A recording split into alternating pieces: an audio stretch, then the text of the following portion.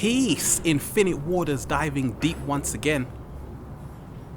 Facebook, Twitter, MySpace, social network junkies and media addiction. I had 2 Facebook accounts and one has already been deleted, and I'm contemplating whether or not to delete the second one. But at the same time, I realize that it's a great way to keep in touch with people. And when we talk of social media, social network junkies, how many of us are spending all of our time on Facebook, on Twitter, and all of these things? And I'm just realizing the beauty of Facebook in connecting the world together, in meeting friends that we haven't seen for ages.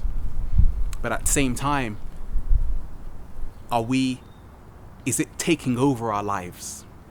Are we becoming more afraid to actually talk to real people, to talk to people outside of our homes? And okay, you have 700 or you have 4,000 or you have 5,000 friends on Facebook, but how many of these people do you really know? More so, how many of these people do you really want to know? And for me, I'm just realizing that you have to take everything with a pinch of salt. And especially when we talk about our Facebook interactions with people, a lot of it, I feel we only have few genuine people that we can actually say, okay, these are my real friends on Facebook.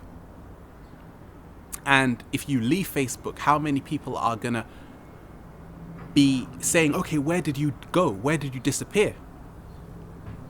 And for me, the more and more as I'm seeing, even when we talk of the rise of technology, living in this transhumanist world where technology is becoming an extension of ourselves.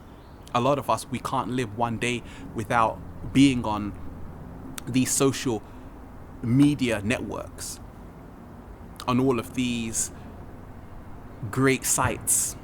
But essentially, what's going to happen when you travel somewhere where you need to be without it for a couple of months? People are going to start having withdrawal symptoms. And for me, I've just realized that I use all of these things as a tool. I'm not one of these people to say, okay, Facebook is horrible.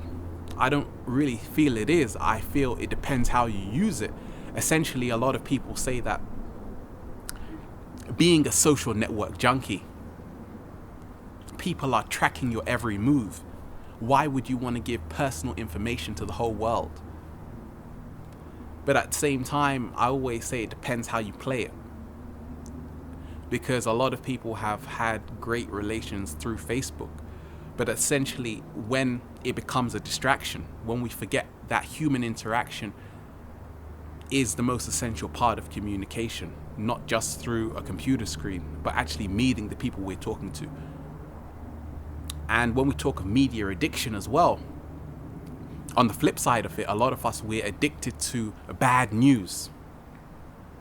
A lot of people say, oh, why don't you talk about more depressing things? Because essentially, the more you talk about things, the more you allow them to become your reality. And obviously they do exist, the horrors of the world, but essentially when we're just addicted to drama and bad news, then essentially we also have to realize we also have an illness when we can't celebrate the beauty of life as well. They always say bad news sells, and a lot of us, we've become addicted to drama, to chaos. And for me, I love news, sometimes even just mainstream news. I love watching it because I love to see what they're not saying.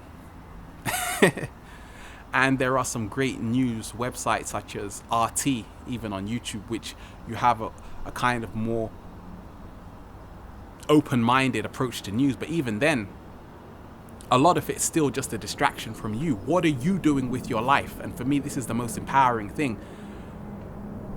Getting away from being a social network junkie, recovering from media addiction. What are you doing for your life? How are you empowering your life? It's not just about looking at other people's lives. What are you doing for yourself and the people around you? So, social network junkies. Infinite waters, diving deep, enjoying the sunshine. Peace.